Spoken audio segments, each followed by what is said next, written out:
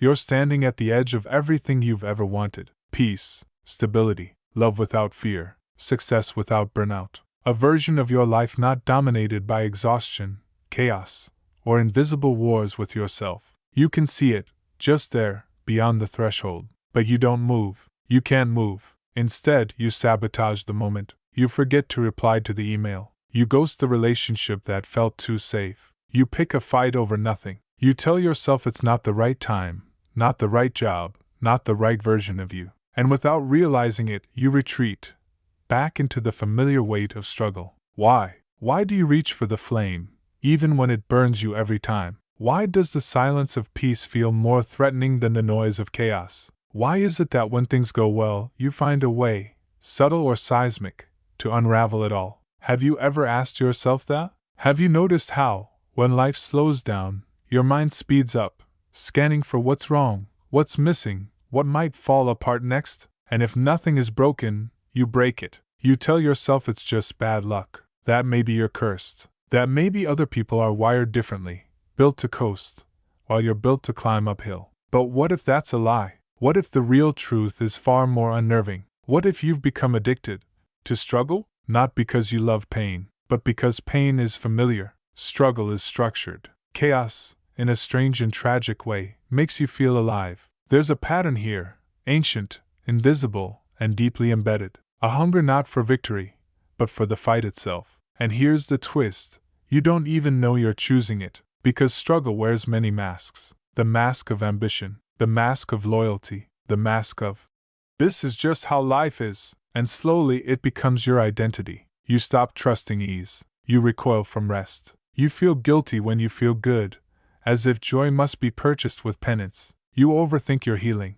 You overachieve your worth. You overcomplicate your peace. And when happiness arrives unearned, you push it away like an intruder. Because deep down, a question burns inside you. Who am I without something to overcome? What happens when there is no fire to put out, no wound to explain, no uphill battle to justify your place in the world? Would you still matter? Would you still be you? Would you even know how to exist in a life that doesn't hurt? Maybe you were raised to hustle for love. Maybe suffering became your mother tongue. Maybe your nervous system doesn't feel safe unless it's under siege. But whatever the origin, one thing is certain: this addiction to struggle is not random. It's systemic. It's psychological. And it's silently scripting the story of your life. A story where peace feels foreign, where you only breathe when you're drowning, where comfort is confused with danger, and stress is mistaken for purpose. And you keep asking, why can't I just let myself be happy? Why do I always find a way to ruin it?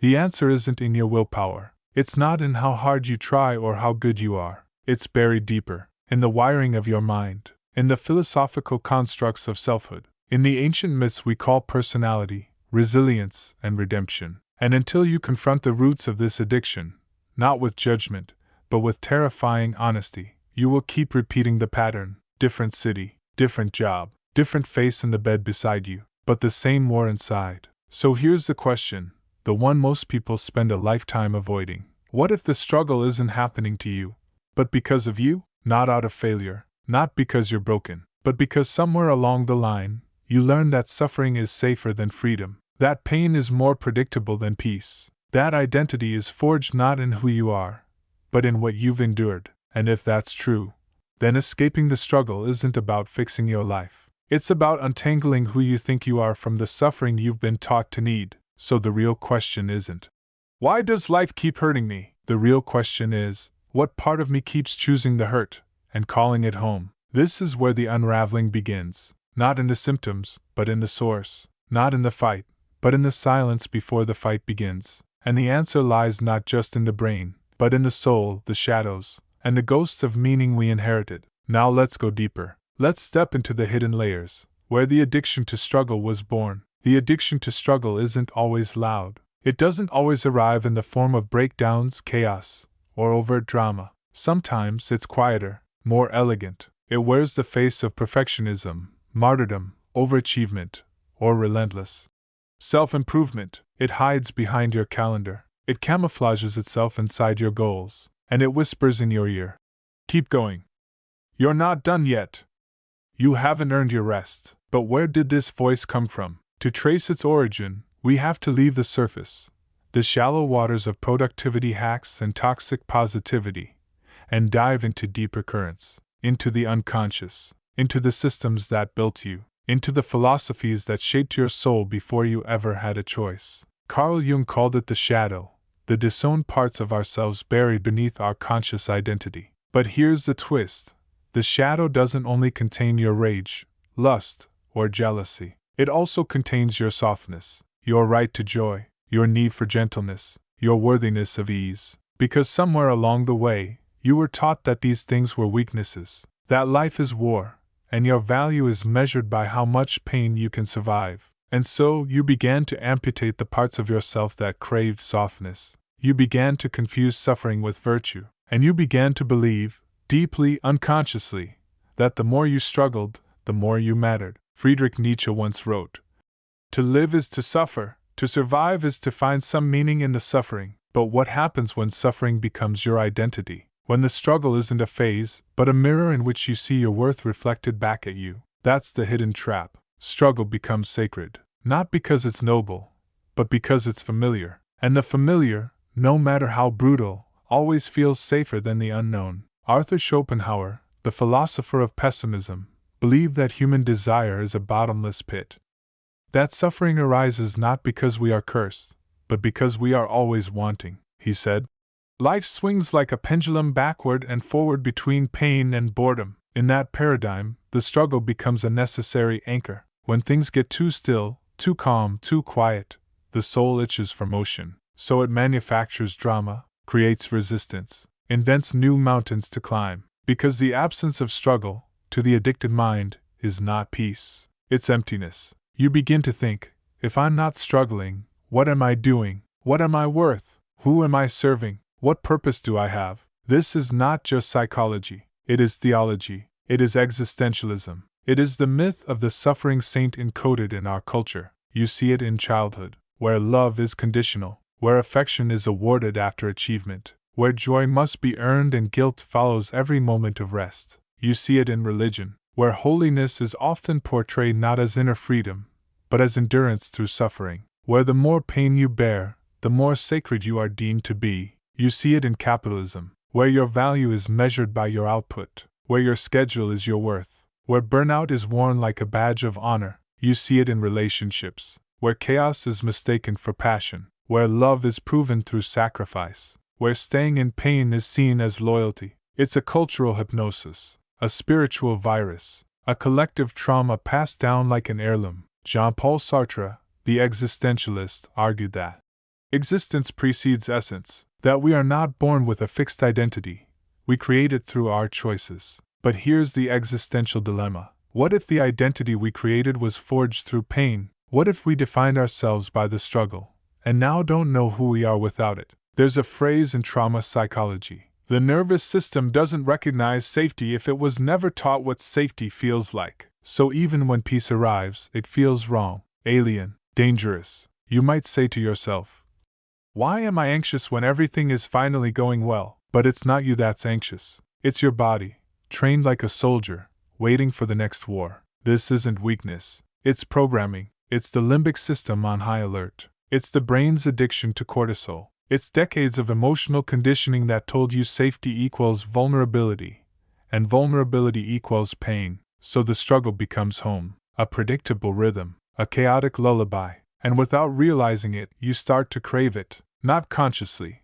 No one wakes up and says, "Let me ruin my peace today." But subconsciously, patterns repeat. You pick the wrong partner. You procrastinate the opportunity. You stay where you're dying, because the pain is at least familiar. And in that familiarity, your brain finds false comfort. There's an old saying, the devil you know is better than the angel you don't. But what if you've mistaken the devil for yourself? What if every time life offers you the angel, a path of ease, of clarity, of joy, you sabotage it? Not because you're afraid to fail, but because you're afraid to not struggle. That's the real cost. Not the drama, not the burnout, but the identity entangled in suffering. The silent belief that unless it's hard, it's not real. Unless it hurts, it doesn't count. Unless you're drowning, you haven't earned the right to breathe. This is the core of the addiction, the philosophical glue between suffering and self-worth. But here's the terrifying truth. If you can be addicted to struggle, then you can also be free from it. The only question is, are you willing to let go of who you've always been, to become someone you've never known? Because what comes next is the price you pay for staying asleep. Let's now peel back the curtain and face the unseen consequences of a life lived in chains you can't see. You may think the addiction to struggle is your private curse, a personal flaw, a quirk in your story that you manage behind closed doors. But it's not just personal, it's systemic, it's spiritual, and most dangerously,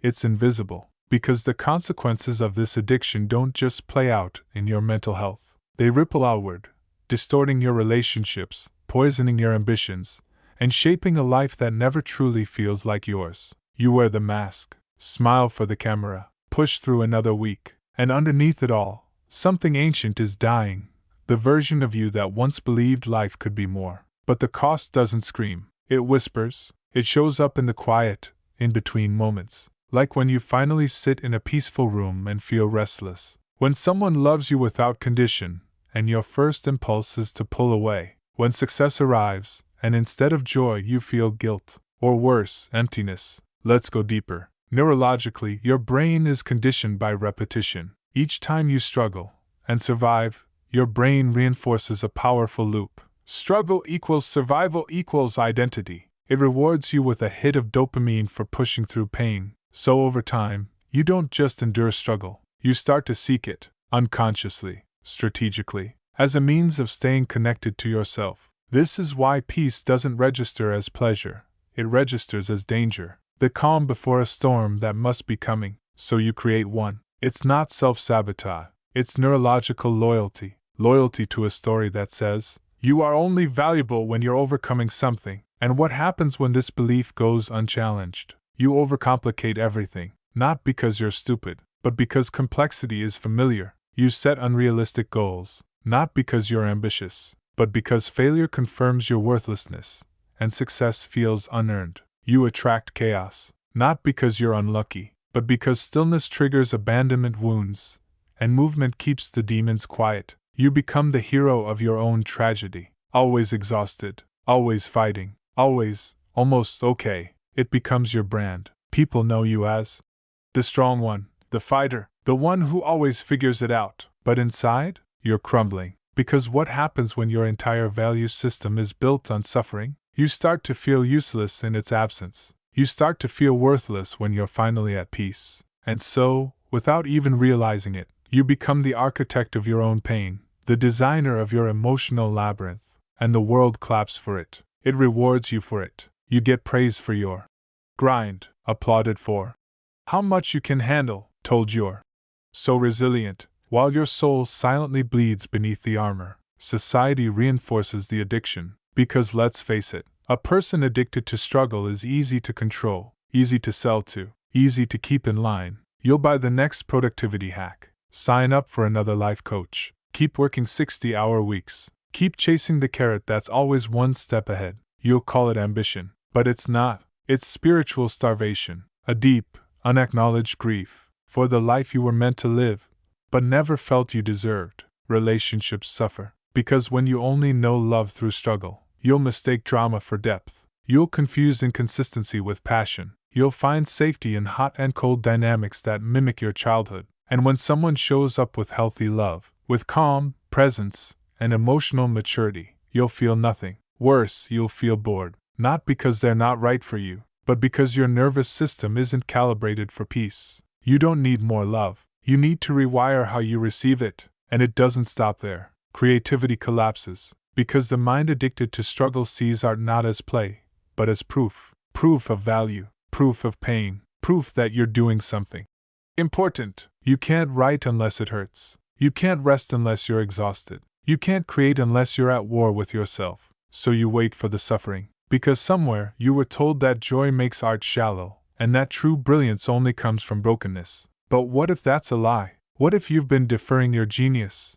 waiting for the wound to deepen enough to deserve the muse? Even healing becomes a battlefield. You consume content, buy the books, do the journaling, cry on the yoga mat, attend the workshops, but it's still a struggle, still a performance, still a way of proving you're working on yourself. Even healing becomes a form of hustle. Because rest, real rest, terrifies you. It leaves you alone with the question, who am I if I'm not fixing myself? That's the most dangerous consequence of all. Struggle doesn't just rob you of joy, it robs you of self. It keeps you orbiting the same identity loop. I'm the one who's trying. I'm the one who's fighting. I'm the one who's been through a lot. But you are more than your war stories, more than your trauma, more than your ability to survive. And until you see that, until you feel that in your bones, you'll keep repeating the loop. Struggling not because life demands it, but because your identity does. And you'll wake up 10 years from now, with achievements that feel empty, relationships that feel distant, and a life that looks fine from the outside, but feels like a prison inside. The bars? Invisible, but real. And now that you see them, you have a choice. Not an easy one, but a real one. To rebel, to break the script, to become someone radically different. Not because it's easy, but because it's true. Let's talk about that rebellion. The wild, terrifying, beautiful shift that could change everything. So what now? You've seen the trap, felt the weight of the invisible chains, understood how your identity has become entangled with struggle. But awareness, by itself, is not liberation. Insight is not freedom. You can know the entire blueprint of your prison, and still never walk out the door. Because the real war begins now, not against the world, not against your past, but against the part of you that needs to suffer to feel real. And if that part dies, who takes its place? That's the terrifying question. And that's why so few people rebel. But you didn't come this far to stay asleep. So let's begin where all true revolutions begin, by breaking the story. Because if your addiction to struggle is built on a narrative, a myth of worth through pain, then freedom begins with writing a new myth, a new identity, one not earned through exhaustion, chaos, and war, but claimed through sovereignty. Here's the first truth of the rebellion. You don't have to suffer to be worthy. Let that detonate inside you. Let it shake the scaffolding you built your life on. Let it sound like heresy to the version of you addicted to being needed, broken, and tired. You don't have to bleed for it to count. You don't have to break for it to matter. You don't have to struggle to belong. Your existence, in its quietest, calmest, most effortless form, is enough. But of course, this isn't easy to accept, because the mind, trained for struggle, will resist peace. It will invent problems, start fights, seek drama, create friction, not because it hates peace, but because it doesn't recognize it.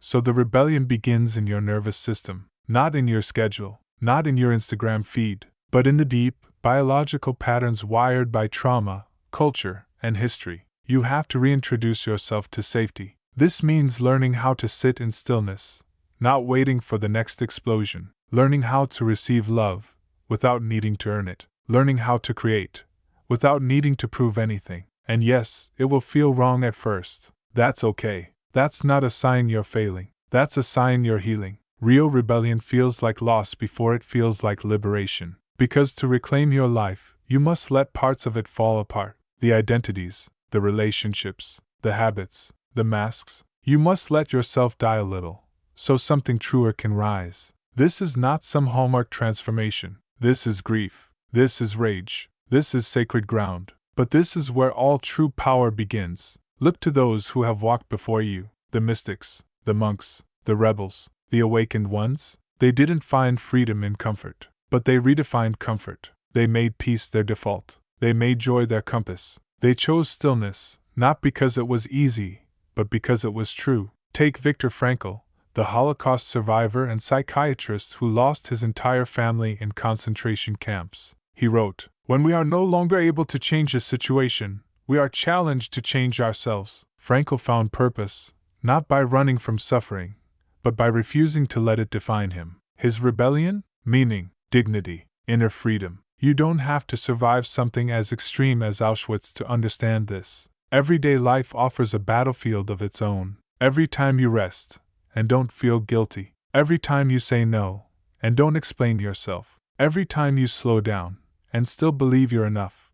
You are rebelling. Because in a culture addicted to burnout, stillness is resistance. In a world obsessed with hustle, ease is revolution. And no, this isn't laziness. It's discernment. The ability to know when to fight, and when to let go. The rebellion also requires one more radical act, redefining love. Because if struggle has been your love language, then peace will feel foreign. But love, real love, does not demand your suffering. It does not ask you to shrink, bleed, or beg. It meets you in your fullness. So stop calling chaos chemistry. Stop calling exhaustion dedication. Stop calling martyrdom meaning. Choose the kind of love that holds you in your softness, the kind of purpose that honors your joy, the kind of life that feels like breathing, not drowning. This is not just about feeling better, it's about becoming whole. It's about excavating the self beneath the armor, the self who never needed to prove anything, the self who existed before the war, the self who remembers, I was always worthy, even when I rested, even when I smiled, even when I did nothing at all. So how do you break free? You stop worshipping the fire and learn to walk in sunlight. You stop feeding the ghost of struggle and start feeding the soul of peace. You stop trying to be enough and start being who you are. And every day, you choose to live from that truth, not because it's easier, but because it's real. The rebellion doesn't look like a revolution from the outside. It doesn't scream or shake cities. It whispers in the small moments, when you pause, when you breathe, when you say, "This is enough.